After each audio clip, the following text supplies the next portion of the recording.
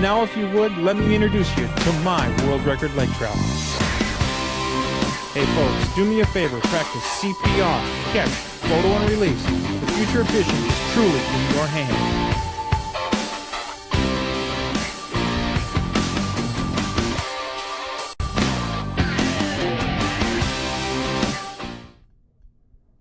Hi everyone, Bob Mehsikomer here for Grant Rods. You know, musky fishing's a tough deal, and the job's not done till she's in the bag. Well, how do you do that? It's pretty simple.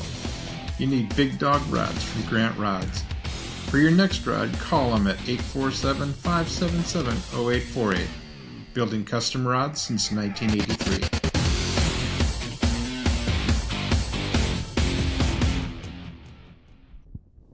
Hi everybody. Hey, listen, you're probably going to be tired of hearing my name by the time you're done watching this, but I am Bob Mehsikomer, and I want to welcome you to the show. I want to welcome you to a brand new type of programming.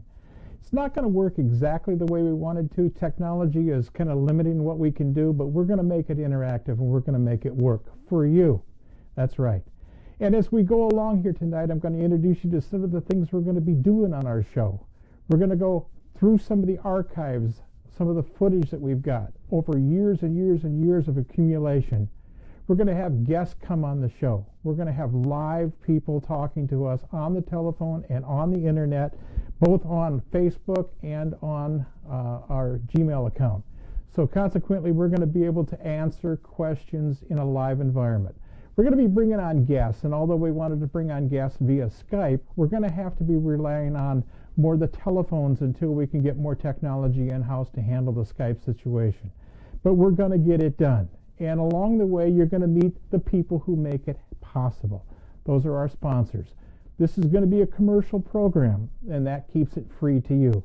So when we bring up one of our sponsors, whether it's Grant Rods or Athabasca or Century Witch Bay, any of these, we want you just to appreciate that they're getting behind what we're doing financially and letting us come back on the air. That's a critical part. So with that being said, let me introduce you to a very, very, very dear set of friends that we've got up in Saskatchewan. And you'll know them There, on your left, you can almost see it. One of the most magnificent sights on the planet, Lake Athabasca, nestled just below the 60th parallel. Lake Athabasca hasn't changed in nearly 1,000 years with its pristine shorelines, pure crystal clear water you can actually drink, and countless fish. Boy, has she got fish, that is for everyone willing to travel to Otherside River Lodge. From the magnificent world-class northern pike that prowl these waters to the oldest and biggest lakers on the globe, Athabasca has it all. Otherside River Lodge caters to the true sportsman seeking an all-American plan guided package with 3 incredible meals a day and memories you won't find anywhere else. Records have been broken by guests at Otherside River Lodge in the past. You could be next. Book your dream trip of a lifetime to Otherside River Lodge, where fishing dreams do come true. Call Cliff or Stella toll-free at 1-877-922-0957. Bring her back. Hold tight. Hi everyone, Bob Mehsikomer here. You know, I've got a place, a very, very special place in my heart. It's Osborne Bay. Food's been excellent. Randy did a great job, the guiding service. Randy started taking us out when I was 10, and we've been catching big muskies ever The since. accommodations here are fantastic. Check out Century Lodge on Osborne Bay. Come on, bring her back. It was about a week ago, maybe 2 weeks ago, that we had planned on going live, and it didn't exactly work that way. But before that, I sat down and built a little video, something that really put into perspective what we're doing. It better describes it in a uniform way rather than me trying to dribble some language to you right now. So if you would, bear with me for a few minutes, listen to what I've got to say in this message, and it'll help guide us through the evolution of fishing sticks. It's something that I've been working on for a long, long time, and I want everybody to understand that, quite frankly, this is the future of the way we see fishing shows going. Hi everyone, Bob Mehsikomer, and welcome to Fishing Sticks. You know, I'm going to take just a few minutes here. I hope you'll let me to explain who I am, what this program's all about, and where I see it going. I've been fishing a long time. I got my start back in fishing with my parents, as most of us did. You would think that your dad would be the one that would drive you to the water. My mother did. My ma and I would go fishing, literally, her and I, by ourselves after work. She would come home, we'd load the car, and we'd go search out little ponds. And one time we found this pond that would blow your mind. It was full of big pike, and we for years sat there on those shorelines, caught and released those pike. Yeah, we kept a couple in those days, but we threw an awful lot of them back. It's because of my ma taking us to the shorelines of mini lakes and fishing bullheads and crappies and sunfish. I can remember driving from White Bear Lake to Chisago, and you'd have thought we had gone to Alaska and back. But that's what it's about, the adventure, and those kind of things stuck with me in a big way. That's what grew the passion I have for this sport.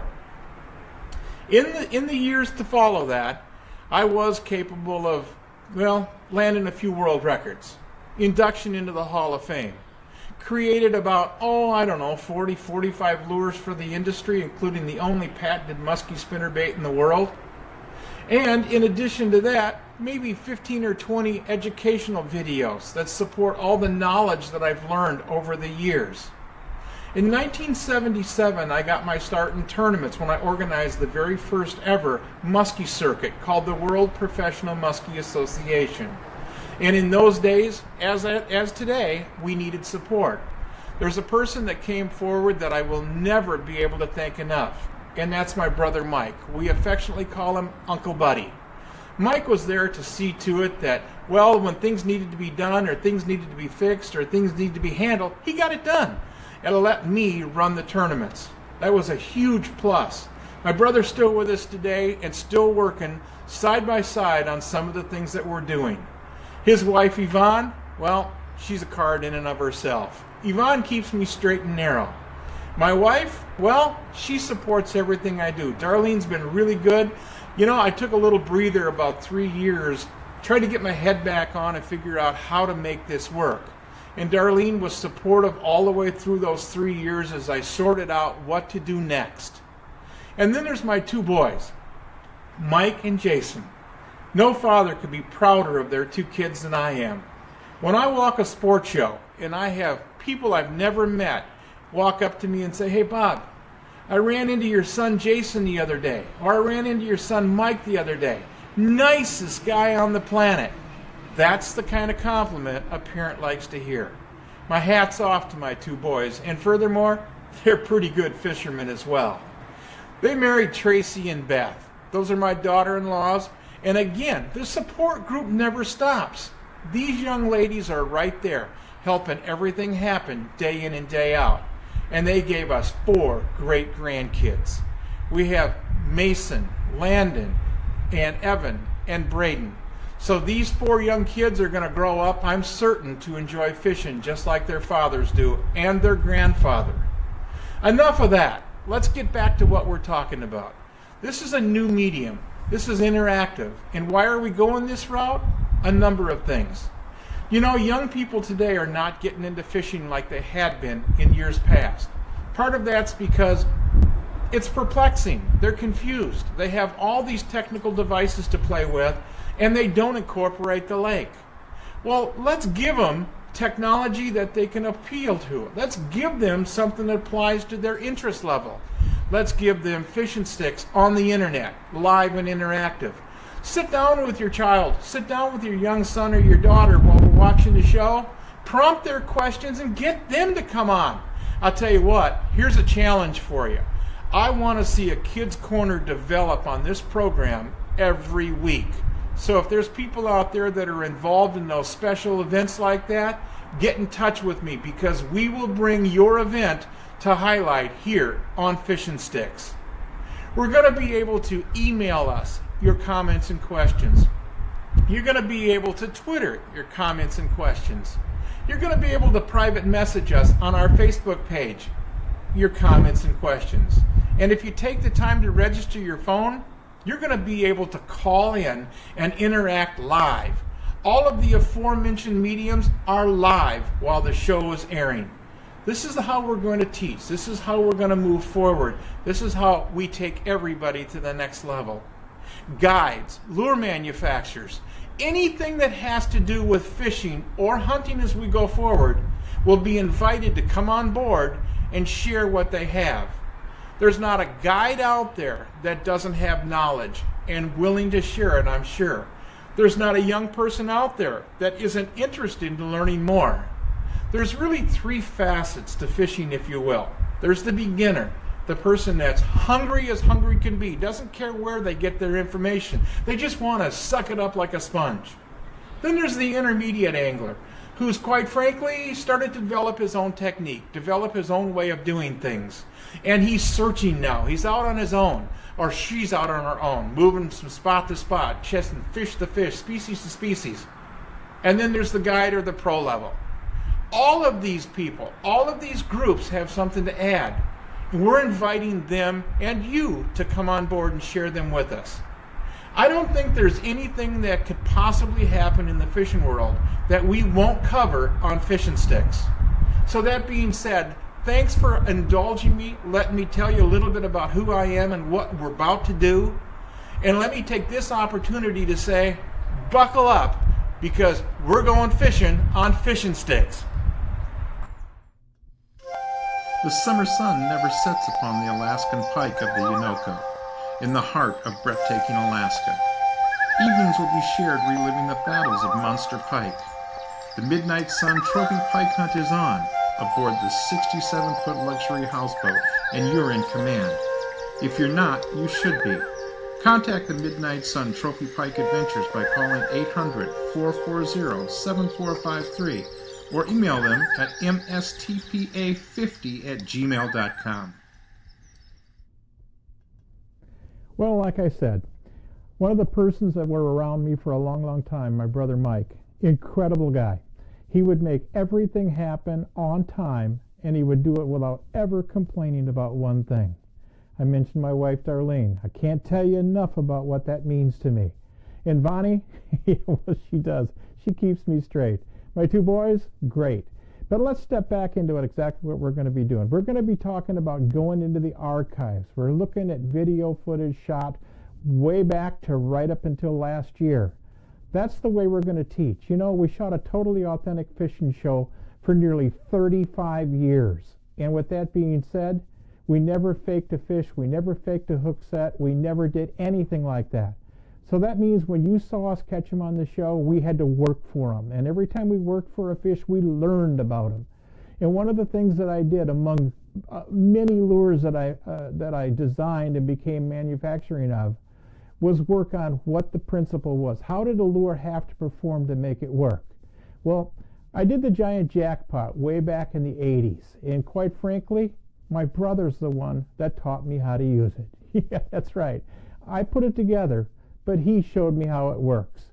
Mike and I had an opportunity to fish together on a great muskie system, and as a result of that, I learned an awful lot about that fish. Here, let's just listen to what Mike has to say as we go and enjoy a little bit of hunting the mystique. Since the dawning of angling history, anglers have been faced with the process of making decisions. Creating a virtual maze, if you will, a labyrinth of complex situations controlled by elements and solely being dictated by their current surroundings and abilities to cope with them. Regardless of the path you choose, an outcome will prevail. It could be positive or even be haunting. If I am successful, what you're about to learn today will direct you to the latter. If not, it may simply drive you over the edge, further into the musky abyss. If such a journey into the abyss is to exist, at least you will have the tools and means by which to return. Return to the real world, my world, the world of sport fishing the mighty muskie. We are blessed with challenges every day, and every day I challenge the mighty muskie, I become a better person. More knowledgeable, more aware, better prepared, and ultimately more successful. So it is with great conviction I welcome you to Hunting the Mystique Part 3.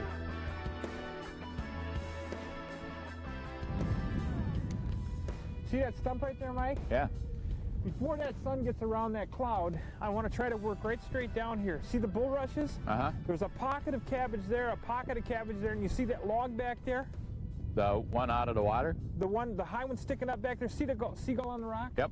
Okay, right back there, there's an area that's got real thick cabbage in it. If we can hit the perimeter of that. See the little top sticking up in here?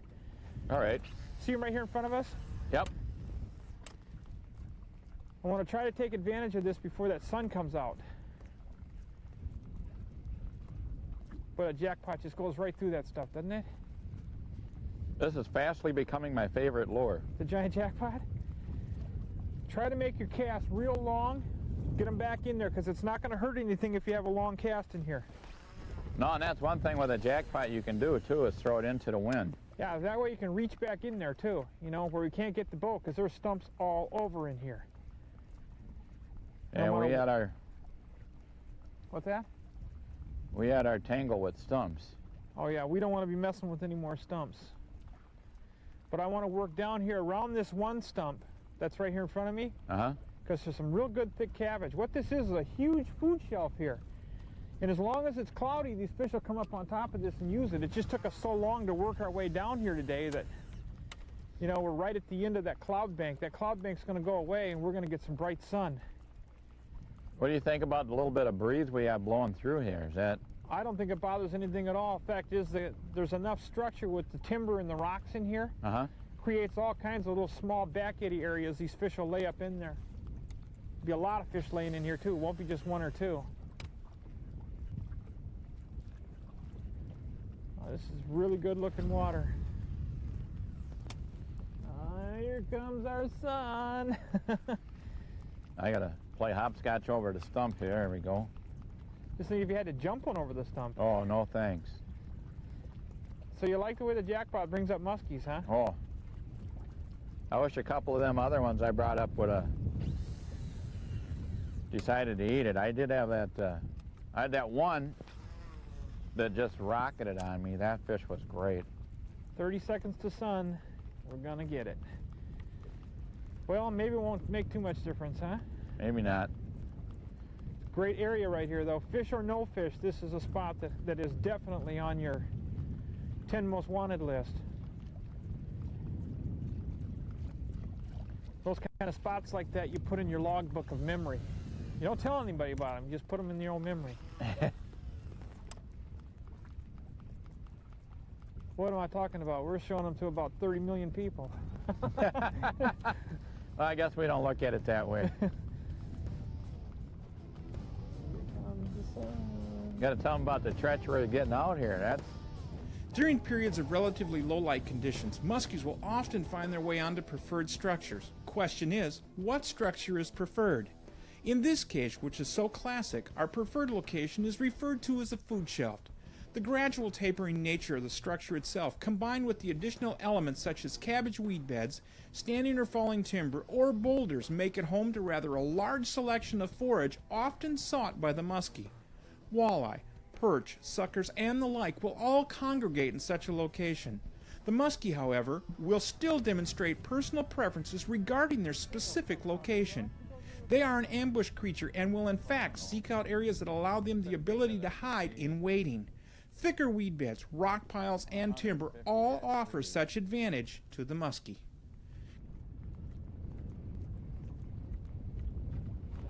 Oh yes. Ooh, fish. Nice fish.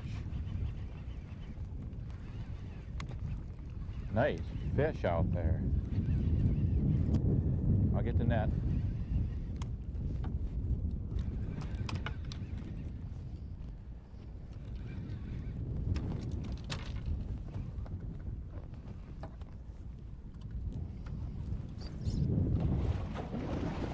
Ooh.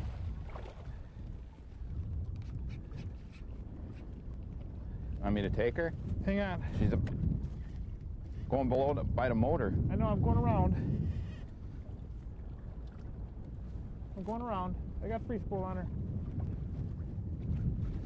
Big fish. She's fine, I just need to get around her.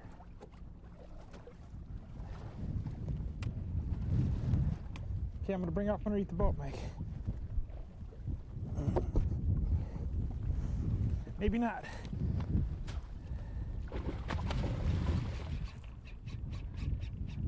That's a big fish. Got you, huh, buddy? Yeah. I can't see her now. She's in the sun. Okay, she's coming up.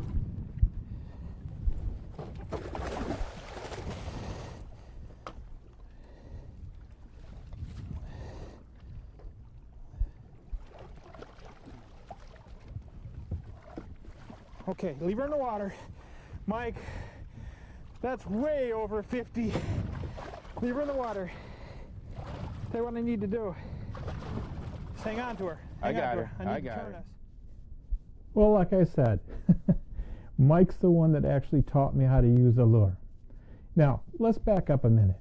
I designed this lure after an incident that took place on Eagle Lake, Osborne Bay, when we were fishing back in a small, shallow pocket, and I had a fish that came out that would rock your socks. This fish came out on me. I was throwing a spinnerbait, and Brian was shooting up over my shoulder, as he always did, trying to get that perfect shot.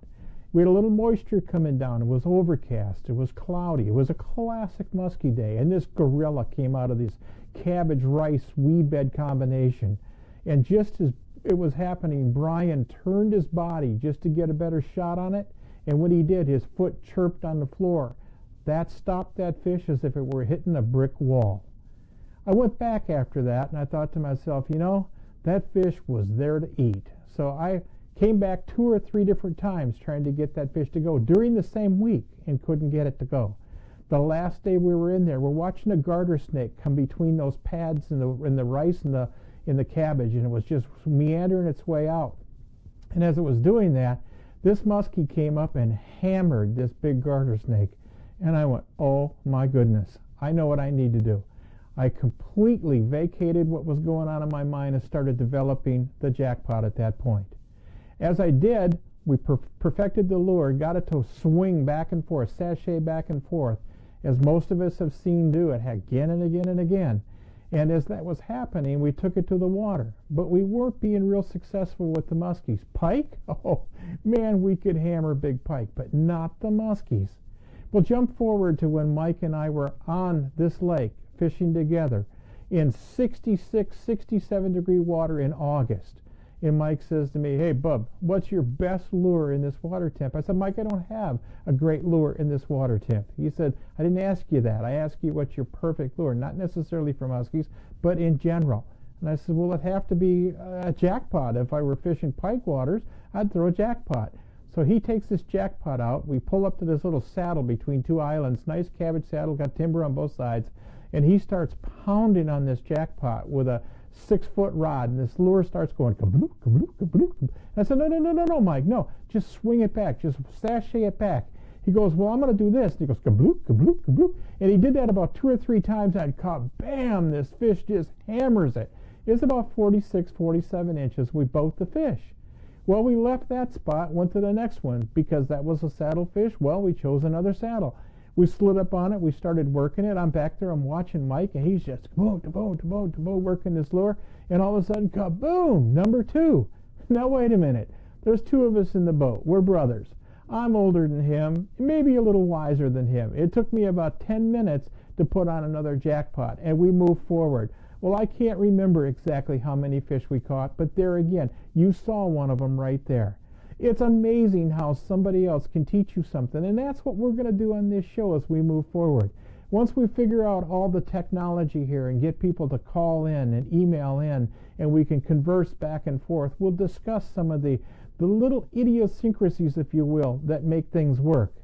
You know, I mentioned my big fish. Well, I've got a lot of really, really big fish.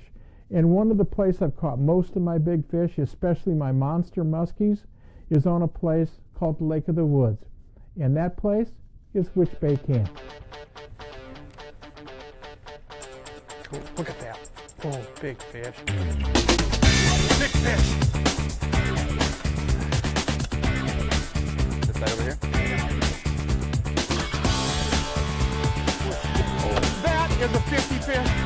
Folks, you're seeing it right now. My 100th just came in the net at Witch Bay Camp. Holy smokes, Rocky. She ate that thing. And she did eat that thing for sure. We're also going to be able to jump into websites. This is going to be important because we're going to be able to transition through the various pages. We're going to be able to talk with our guests on the phone, guides in particular. The only thing that we have limits to is you won't be able to have an audio track on your web page. So the pages that we choose are going to have to be quiet pages. But we're going to be able to do that. Let me take you into a page real quick of a person who I admire greatly, and he's working with us on the show, which is key. That's Jim Grant Rods. Now, the truth of the matter is, if you're like I am, you're a rod fanatic. You like fishing with rods. And to be good at fishing, you're going to have a number of rods. Having 1 or 2 rods in your arsenal would be equivalent of having a golfer go to the course with a putter and nothing else. You're going to have a number of rods with you in the boat. Now, I'm throwing big dog rods from Jim Grant, and he's got a ton of rods for saltwater, freshwater, walleye, bass, muskies, northern, you name it, he makes it. Fly rods, everything. This guy makes the most incredible rods you have ever seen. And we're going to be able to go through some of these different things. Let's just cue a page here for you real quick. And we're going to be able to go right here on Jim's page, and you're going to be able to see exactly what Jim and I would be talking about. And of course, Jim's the expert in this, so with Jim on the show with us, and we're going to do this moving forward, Jim's going to be able to walk you through the things like his lifetime warranty, the actions, how he builds his rods, the components, the type of blanks he's using, the materials he's using, and the history behind the brand itself. These are all things that are going to play key. Now, next week, on next week's show, folks, we're going to be bringing on a couple of guests on next week's show. It's going to be a little bit different than what you're seeing here today. We're going to bring on somebody that's going to be talking to us about the muskie issue and the anti-stocking that's going on in Minnesota. We're going to bring a guide on from Wisconsin to talk about some of the trials and tribulations that he goes through as a guide, what to learn, and what you will experience if you were to go on a guided trip with him. The only thing I want to say to you right now is this is Fish and Sticks. I want you to be here every week with us, 7:30 on Wednesday evenings. And for that, right now, I want to say do one thing. Go kick a little tail, because we're out of here. Folks, enjoy. And catch us on Facebook. Watch us over on the Twitter sites. Watch us on our email sites. And, well, just join us next Wednesday. See you later. Go kick a little tail.